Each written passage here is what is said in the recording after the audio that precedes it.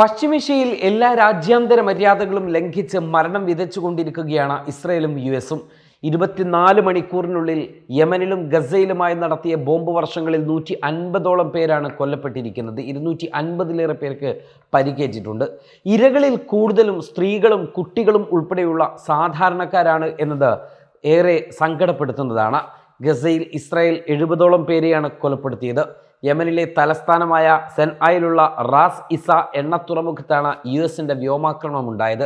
ഇതിൽ 78 പേരും കൊല്ലപ്പെട്ടു. 24 മണിക്കൂറിനുള്ളിൽ ഗസയിലെ 40ഓളം കേന്ദ്രങ്ങളിലാണ് സയനിസ്റ്റ് സൈന്യം ബോംബ് വർഷിച്ചത്.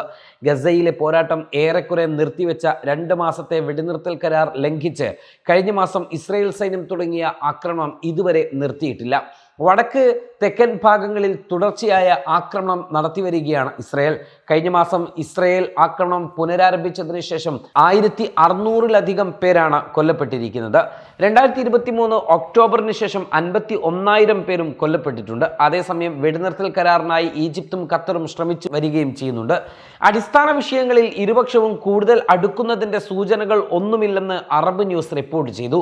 യുദ്ധം അവസാനിപ്പിക്കുന്നതിനും ഗസയുടെ പുനർനിർമ്മാണത്തിനും പകരമായി ഇസ്രയേലിൽ തടവിലാക്കപ്പെട്ട ഫലസ്തീനികൾക്കായി ശേഷിക്കുന്ന 59 ബന്ദികളെ കൈമാറാൻ ഹമാസ് തയ്യാറാണെന്ന് വ്യാഴാഴ്ച വൈകുന്നേരം ഗാസ മേധാവി ഖലീൽ അൽ ഹയ്യ അറിയിച്ചിട്ടുണ്ട്.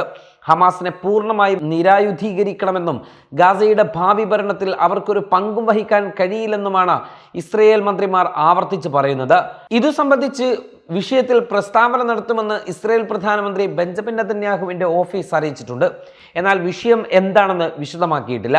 നിലവിൽ ഇസ്രയേലിൻ്റെ പിടിവാശിയാണ് വെടിനിർത്തൽ ചർച്ചകൾ സ്തംഭിപ്പിക്കുന്നത്. എല്ലാ ബന്ധികളെയും നിരുപാധികം വിട്ടയക്കണമെന്നാണ് ഇസ്രയേലിൻ്റെ ആവശ്യം. അതേസമയം യുഎസിൻ്റെ ആക്രമണത്തിന് തിരിച്ചടിയുണ്ടാകുമെന്ന് ഹൂത്തികൾ പ്രഖ്യാപിച്ചു. ഗസയിൽ ഇസ്രയേലിൻ്റെ ആക്രമണം അവസാനിപ്പിക്കുകയും ഉപരോധം പിൻവലിക്കുകയും ചെയ്യുന്നതുവരെ ഫലസ്തീൻ ജനതയ്ക്ക് ഐക്യദാർഢ്യം പ്രഖ്യാപിച്ചുള്ള ഞങ്ങളുടെ പ്രതിരോധ പ്രവർത്തനങ്ങൾ തുടരുമെന്നാണ് ഹൂത്തി നിയന്ത്രണത്തിലുള്ള യമൻ സായുധ സേന അറിയിച്ചിരിക്കുന്നത്. മാർച്ച് പകുതി മുതൽ യമനിലെ ഹൂത്തി കേന്ദ്രങ്ങളിൽ യുഎസ് തുടർച്ചയായി വ്യോമാക്രമണങ്ങൾ നടത്തിവരികയാണ്.